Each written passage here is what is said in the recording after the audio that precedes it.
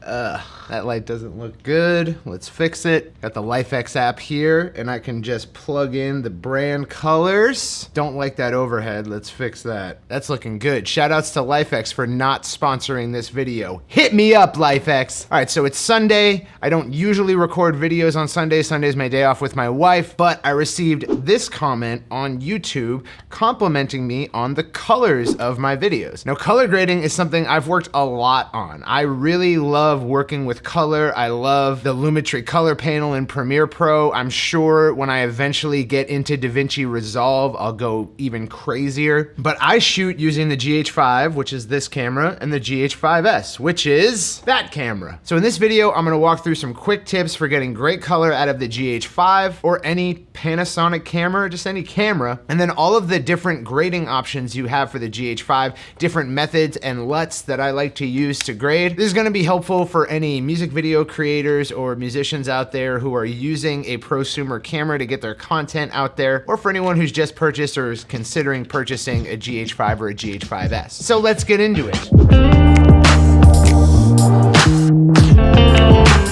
So, some important tips before we talk about grading GH5 footage is that, number one, you need to have proper white balance. Otherwise, you're going to be struggling with your footage having a slight blue tint or a slight orange tint. So what I use is a color checker like this one, this Passport X-Rite color checker. This is a middle gray card, and when I set a custom white balance on this camera, I can just hold the middle gray card up here, and then I can snap the picture, and it sets the white balance to this middle gray. So with my key light shining on this middle gray, the camera can interpret what colors are supposed to look like based on what this light is doing to this gray card. Now we also have a color checker with this, which brings me to my next point. Don't smoke crack. No, the GH5 itself has a little bit of weirdness to its colors, notably greens. What I'm showing you right now is footage straight out of the camera from this GH5, and you can see in the Lumetri scopes that the green is not exactly pointing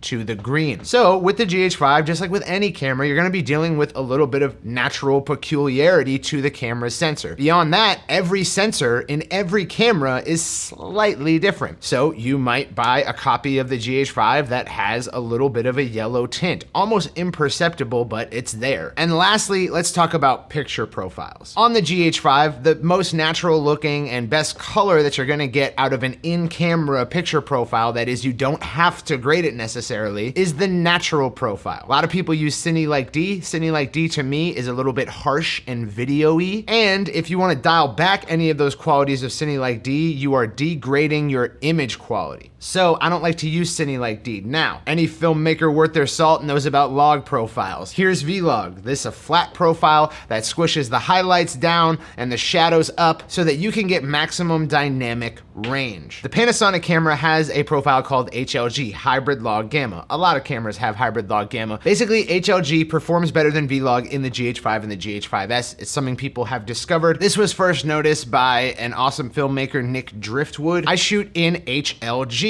I try to shoot at the native ISO, which for the GH5 and the GH5s is 400. When I'm shooting, I use zebras to check, hey, am I blowing out any highlights? So I have zebras set at 90% exposure. So anything in this image that is above 90% is gonna show zebra lines on it. And then I have zebras set at 50, sometimes 55 for skin tone exposure. There are 4 methods that I use to grade GH5 footage, depending on how it was acquired, depending on the feel that I want for this actual video. If you're watching this video, you may very well be a music video director, and you want to add to your client offering. You want to be able to offer clients more services and increase client retention, increase requests for work. And furthermore, if you want those music videos you spend so much time creating to stop falling on deaf ears or blind eyes, I highly recommend checking out our Fan Finder method training. This training is fantastic for being able to add marketing to your client offering. You can blow up any music video that features great music on the internet, get tons of fans for your clients, and wow the out of them. I promise you they will be completely surprised as to what you're capable of if you learn this method for promoting music videos, and it's available for 50% off with a link in the description. This video has been sponsored by our company, Entrepreneur. Thank you so much. Back to the info. So here is look number one. This is using the Leeming LUT by Paul Leeming. Paul Leeming is a filmmaker who noticed these things about the GH5 and has made his own set of preset LUTs in order to interpret color and exposure appropriately from GH5 and GH5s footage. The Leeming LUT is great, okay? This look is fantastic, and furthermore, the Leeming LUT is the only method out of all these methods I'm gonna show you that accurately snaps colors. Colors in the GH5 are most appropriate when using the Leeming LUT. Paul Leeming took his time to ensure that his LUT shifted the colors to their appropriate space. So if you want to get true Rec 709, true accurate color, and then grade from there, I would use the Leeming LUT. A couple things about the Leeming LUT: if you're shooting to use that LUT, then you have to shoot with more brightness. Like I haven't graded this yet, I'm just shooting it, but I'm probably really dark in the shadows over here because the Leeming LUT pushes the shadows down, it pushes the highlights down. So Leeming recommends that you expose to the right. Expose to the right means that if you're looking at a histogram, most of the information of your subject is on the right side just before clipping. Now, I've turned up that brightness and it's probably solved a lot of the problems that LUT created for me. I'm gonna turn that brightness back down. You kind of see that with this LUT, you wanna err on the side of overexposure, of too much light, which means this LUT is great for outdoors. Like if you're not clipping your highlights and you're outdoors, but you're just kind of there, like you're almost clipping your highlights, you can rescue so much tonal definition and dynamic range from GH5 footage, and I love it. So if my footage calls for it, I'll slap that Leeming LUT on there. Now, if I wanna make a compromise, like my footage isn't exposed to the right, but I still wanna use that Leeming LUT, I'll bring up the exposure in post and then apply the LUT. This isn't a good idea. It does create noise. It doesn't use the Leeming LUT accurately how it was meant to be used, but it works.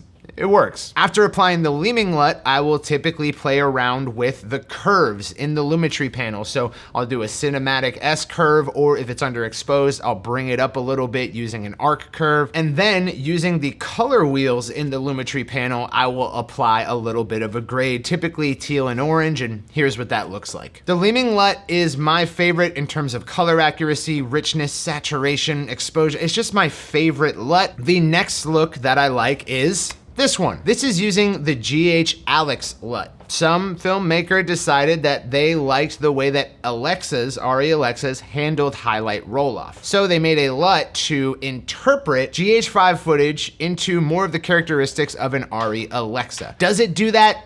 Not really. Just because you throw this LUT on your GH5 footage doesn't mean you now have Alexa quality footage. Furthermore, the Alexa is unmatched in terms of dynamic range. You get all the highlight definition, all the shadow definition, even if you're shooting in a dark room with a bright window in it, you're gonna see almost everything because the Alexa is an amazing camera. You cannot convert the GH5 into an Alexa, but this LUT does improve the tonal definition and highlight roll-off for GH5 footage. I really like it, and it makes everything a whole lot brighter. So here is me just applying the GH5 LUT to this footage. I haven't done any further correction from there, and you can see it's very bright. It doesn't look very good. So the next thing I'll do is try to bring down the exposure into an appropriate area, bring down the shadows. And once I've got them there, I will typically use a LUT that I really love called Brownie Man. Now, this LUT is for the natural profile in the GH5. It's not for the GH5 LUT. It's not for this workflow. What this LUT does is it makes things a whole lot darker. So it's going to squish the highlights down into the shadows, but bring the shadows and the black point up just a little bit. Now, I could do that myself. So here's Brownie Man.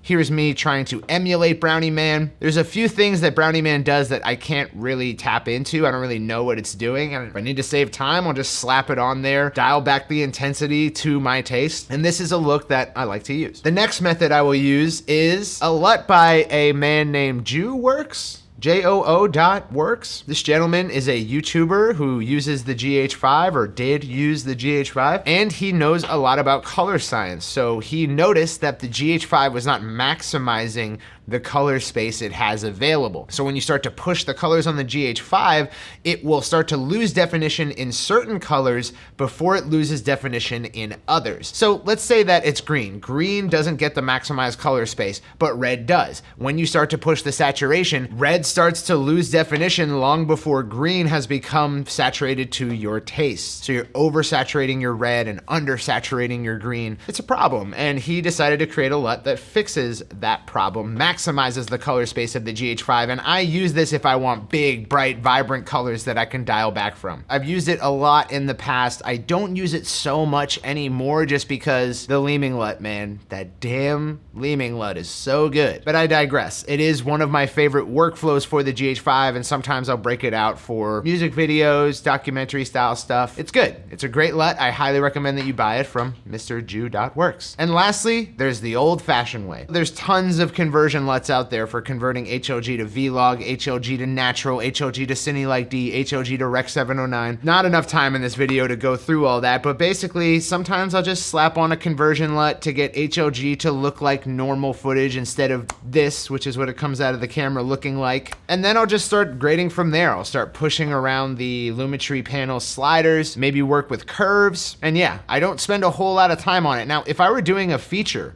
like a short film or a skit or a music video, I'm gonna spend a lot more time on looking at the color of each scene. What colors do I want to emphasize? How can I use hue versus saturation and hue versus hue curves to emphasize them? There's a lot more that goes into grading when it really, really matters. But for pumping out quick content, if you want great colors, these are the 4 workflows that I will use in order to get to a great looking image very, very quickly. Again, my favorite is the Leeming. If I have underexposed footage or if I want to get a sort of unique look, I'll use that GH5 LUT, and it's great.